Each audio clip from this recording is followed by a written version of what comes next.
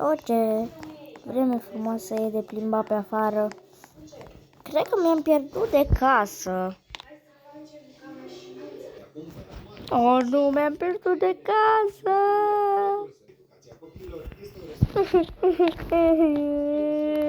Mi-am pierdut de casă.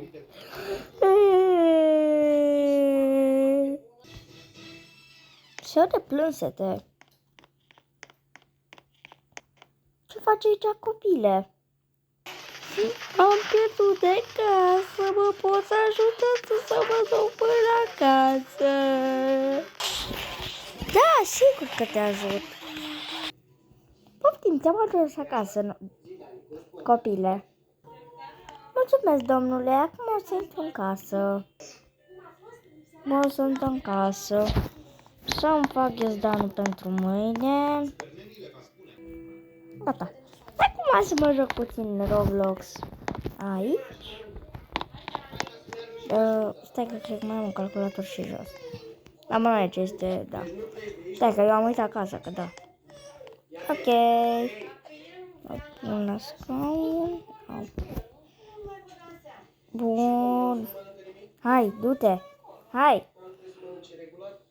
Bă, ce faci, bă? Haide să ne jucăm niște Roblox. Bine, bă, uite, hai. Ok, Justine, hai, bă, că te șmecher noi. Haide, bă, dă-i. Mamă, ce pumn mi-ai dat, dă-i, dă-i. După ce s-au jucat. Aoleu, deja e noapte, bă, dar tot am jucat-o cu Justin. Să mă pun și eu să dorm.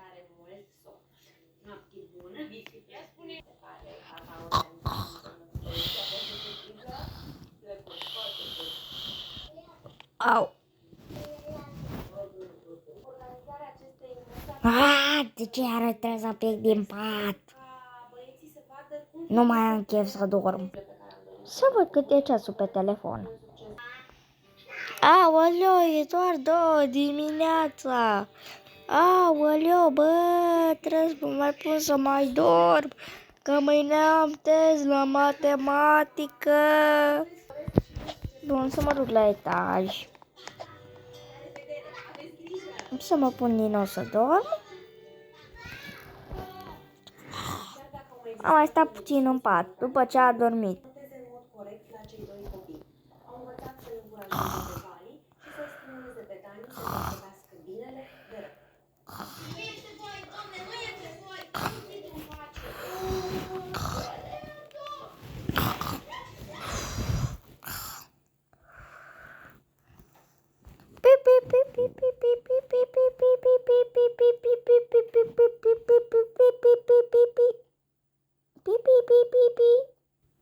Nu, alarmă!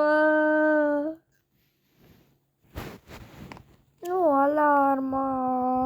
Iar trebuie să mă duc la școală. Ce viață grea! Bun, să mă duc să mă spăl. Cred că aici este baia. Bun. Mă bag la un... De fapt nu mă bag la duș. Mă spăl pe mâini. Mă pieptăn.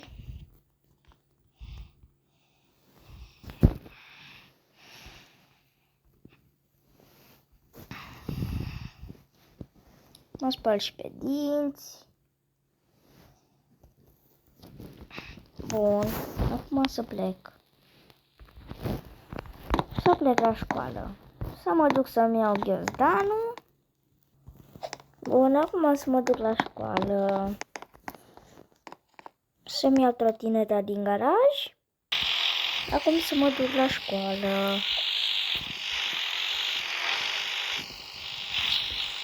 La vedere, mama!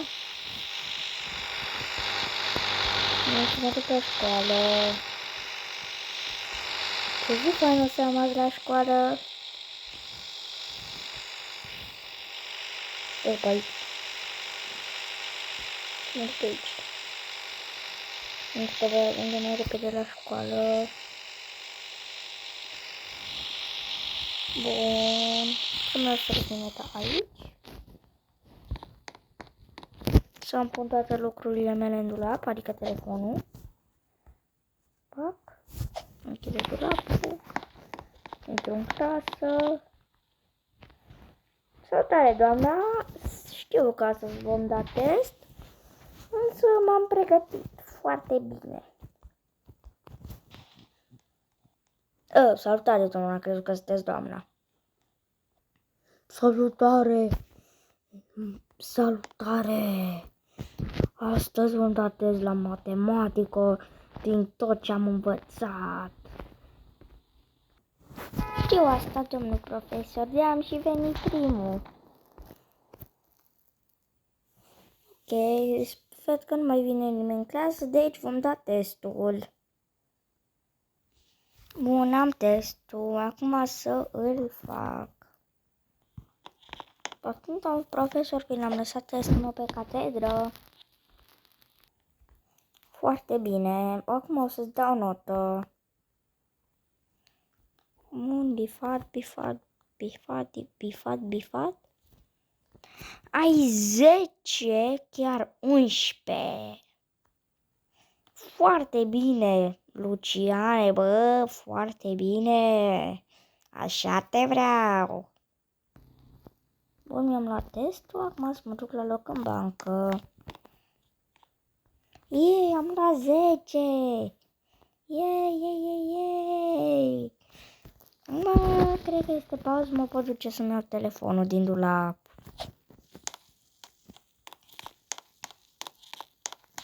Este dulapul meu,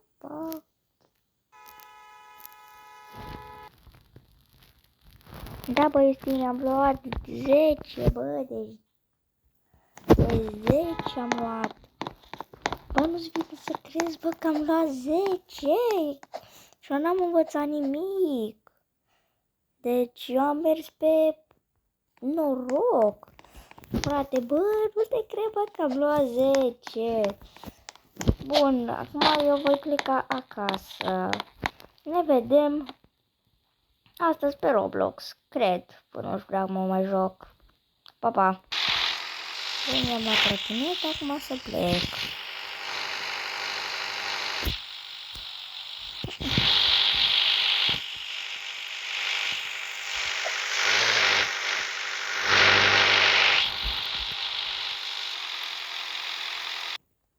Au, a fost atât și-a picat.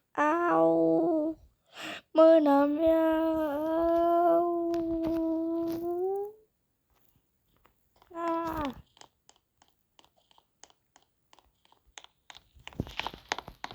Poate răspund că așa până acasă. Au. Hai mai am puțin. Pentru că este chiar prima aici. Mă rog pe aici pentru că ajung mai repede.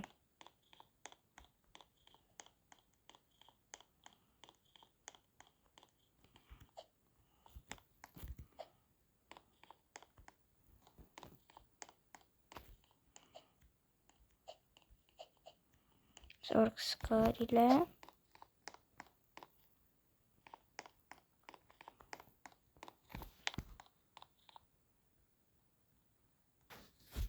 Bun, m-am vindecat. Acum nu știu ce să fac.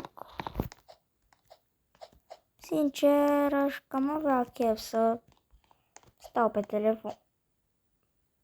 Mi-am uitat telefonul la școală. Na, beleaba că ți-ai uitat telefonul la școală în dulap. N-are fapt de dulapul tău. Deci n-are cine să-ți umble pentru că ți l-ai încuiat. Nu ți l-ai încuiat. Ne-au distrus telefonul tău. iPhone-ul tău. iPhone-ul meu 14, bă! iPhone-ul meu 14 Pro Max. Bă, toate telefoanele mele. Bă, asta că mai am unul la mine, să vorbesc cu Justine. Da, bă, Justine, bă. Ce faci? Uite, stau în casă. Bă, vii afară. Sincer, hai că am chef să ne jucăm ceva. Da, hai că vin. Ok. Jucăm un fotbal, vrei să te fac? Hai că mă faci tu pe mine la fotbal dacă e la anul. Ce mă, Justine, bă, că te fac dintr-un picior. Fără cu mâini te fac. Hai mă la un fotbal dacă te ține. Nu, hai mă, ne vedem afară. Hai. Bine. Pe câmp? Ok. Bun, mi-am luat apă, mi-am luat tot ce trebuie. Mă urmează doar să mă duc pe câmp. Păi că mi-am lăsat trotineta acasă, în fine. Oricum am BMX-ul la mine, deci...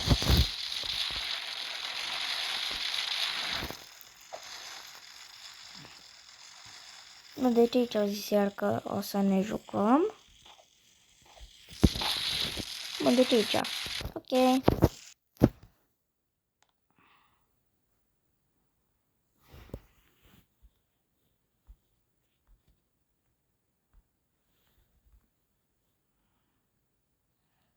Ce nu? Unde mă duci, hoțule? Las că o să vezi tu. Nu, ajutor! Nu! Nu mă duce la hambar, te rog, că pute! Haide, se pare că ți-am descoperit o frică. Să vii la hambar.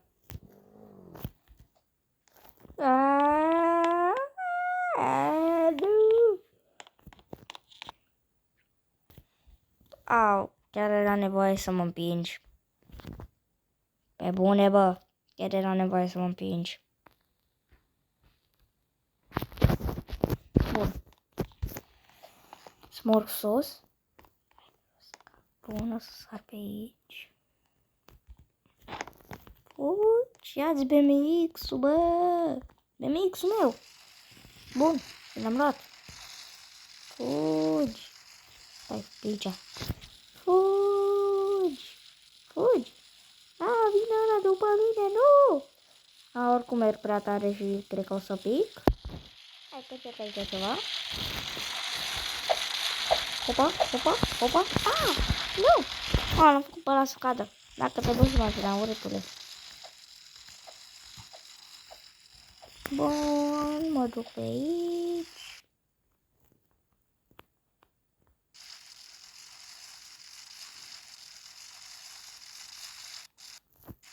Să-mi bag BMX-ul în garaj.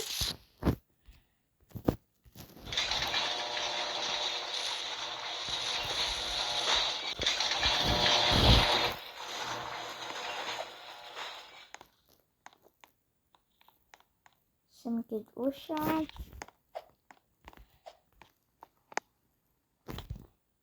Bun, era să mor.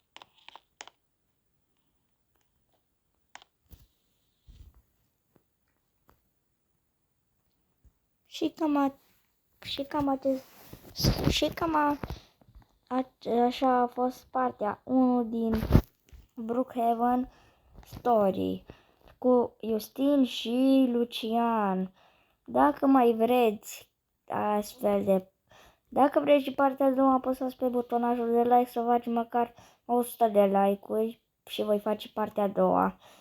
Sau să facem 200 de subscriber, nici asta nu m-a deranjat. Iar noi ne vom revedea data viitoare cu un nou videoclip. Pa, pa! Mi-a plăcut foarte tare să fac acest videoclip. Pa, pa!